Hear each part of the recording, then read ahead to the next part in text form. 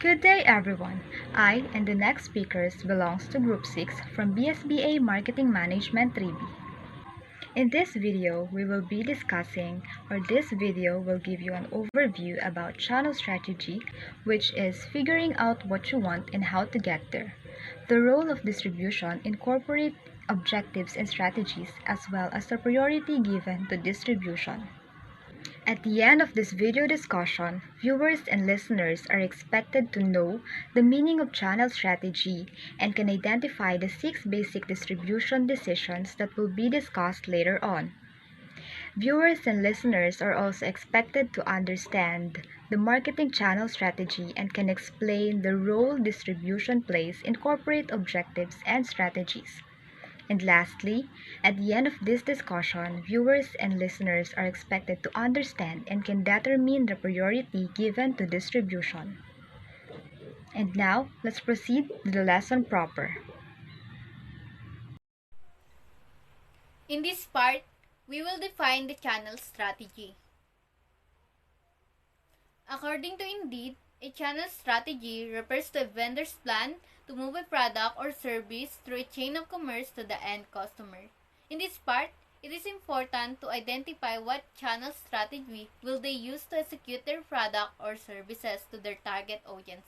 Selecting the best marketing channel is important to help determine the success or failure of product or service.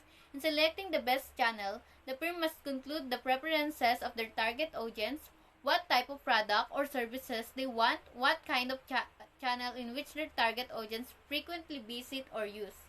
Understanding the factors will give the firms a concrete idea in what channel it to use. So what is the channel strategy? One of the P's in the 4 P's of marketing is place. It's concerned or mainly focused in channel strategy. It contains the firm's strategies and broad ideas for achieving distribution goals for its target market, rather of focusing the firm's overall marketing strategy. Channel strategy focuses on the firm's desire to fulfill its distribution goals, which is why it's linked to the 4 P's place. A channel strategy is driven by thorough understanding of the desired customer, experience, and a complete knowledge of the channel strategy, which is focused on the movement of a product to the market, or in the other hand, it delivered to expose their product or services to their prospective buyers or target audience. Firm must evaluate 6 essential distribution decisions at some time in order to meet its distribution objectives as detailed below. First is the role of distribution in the firm's overall objectives and strategies. The company must decide whether the distribution strategy will be part of the company's long-term goals or whether it will be a short-term strategy. They must determine whether the distribution goal is critical to long-term success, and if so, they must include it in their long-term objectives and develop tactics appropriately. Next is role of distribution in marketing mix. In this, the manager is concerned in designing the marketing mix consisting of product, price, promotion, place, variables, and take important decisions regarding all these variables. Next is design to marketing channels to meet distribution's objective. This process involves setting up the channel either by modifying the system or developing a new from scratch. The channel strategy should be designed in a way which can help the firm achieving its channel's objectives. 4 is selecting of channel members. This step is focused on finding and choosing the members which are congruent with distribution objectives.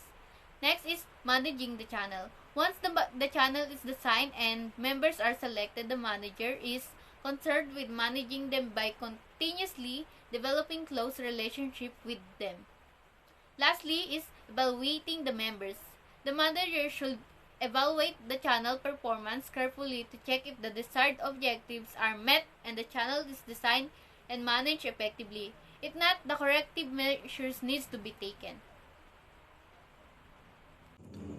Marketing channel strategy and the role of distribution in corporate objectives and strategy.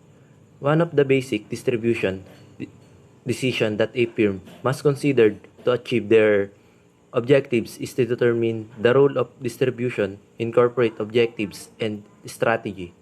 For example, a company that produces cell phone cases might choose to sell their product online through an e-commerce website to allow consumer to purchase directly from them, as well as wholesale to allow consumer to purchase their product from a large third-party retail outlet. Distribution plays a crucial role in success of a firm product or services. It serves as the link to efficient bridge the gap between the producer and the consumer, and it ensures the availability of product in market for the consumer. Therefore, it is important to consider the role of and possible impact of distribution in a firm, objectives and strategies. For example, the distribution strategy is the method used to bring products, goods, and services to customers or end users. A product might sell better online to one demographic and via email, mail to order, catalog to another target audience group. Determining the priority given to distribution. The world is continuously evolving and everything is changing. The business industry is no exception. Today's business world is so crowded and the competition is increasing rapidly. Organizations are all striving hard to have their place and share in the market. Distribution is fundamental and an important aspect of a business. In conclusion, while there are no guidelines or studies that will support this claim, prioritizing distribution remains as one of the key decisions in achieving companies' objectives. In contrary, dismissing distribution as part of key decision will result to a firm's inability to compete. Determining priority given to distribution signifies a hypothetical sum established solely for the purpose of calculating the asset management fee, limit of the operating agreement's alternative fee schedule calculation. Such amount will be equal to the average adjusted invested capital for any calendar year or other period with respect to the units held by any person. Example of priority given to distribution: if the assets and funds thus distributed among the Series A preferred stockholders are insufficient to allow payment of the full amount of the priority distribution to such holders, then the entire assets and funds of this corporation legally available for distribution shall be distributed retailable among the Series A preferred stockholders in proportion to the amount of such. It's critical to recognize that judicial decisions have the potential to affect constitutional change through influencing existing practice both practically and conceptually. The key takeaways.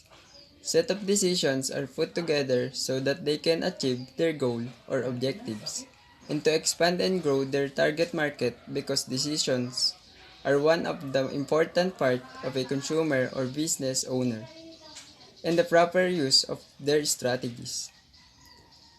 Properly using a company's decision for their objectives and strategy to maintain that the role of distribution is properly performed. There is no exact answer to determine the level of priority to be given to the distribution, because the possible values and likelihoods that a random variable can take within a given range.